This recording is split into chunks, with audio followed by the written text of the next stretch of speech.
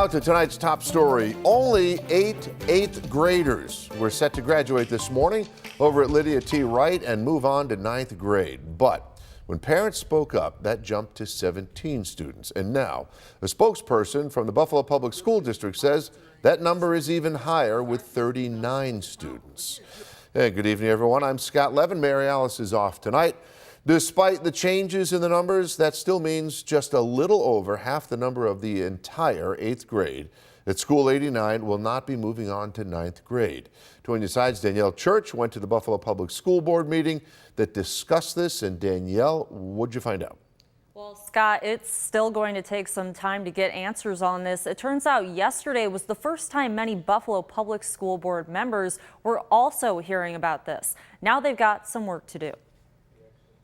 I will say that when I heard this first yesterday, it was very surprising, just because of the sheer number. I know that if this was occurring at one of my child's schools, I would be very concerned and upset as well. And plenty of parents are upset, mostly with the way they feel the school failed to notify them. There is a portal that you go on, but I got a house to run.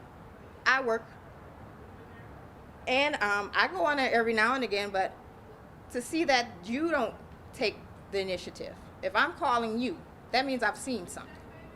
That means we need to now dialogue. A dialogue which she says was never started. Lou Petrucci, president of the Buffalo Public School Board, says typically the district will send multiple notifications throughout the year. Petrucci says the BPS administration is looking into what caused the low graduation rates at Lydia T. Wright School and trying to get as many kids as possible onto 9th grade next year. What the district has been doing is that they've been meeting with both parents, students, and staff to see what they can do to, I'll say, change that, work with that, see whom we can accommodate to get through to moving up day this, this academic year. I know there's another ceremony happening on Fridays. Correct. I know there was one this morning as well.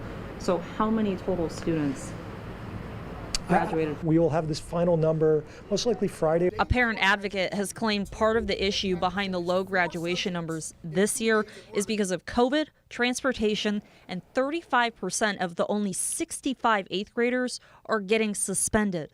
When there's 65 students who should be graduating, but 35% of them are getting suspended, isn't that a problem? Well, it depends on what the reasons are. So I really don't know what the reasons are. To your point, though, because we shouldn't have a suspension rate that high.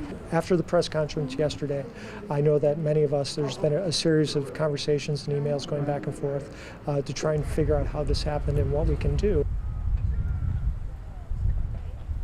And I also tried asking a spokesperson with the district how many kids would graduate on Friday. He said, quote, "There is currently no determination on Friday. Nothing has been confirmed." Danielle Church, Channel 2 News.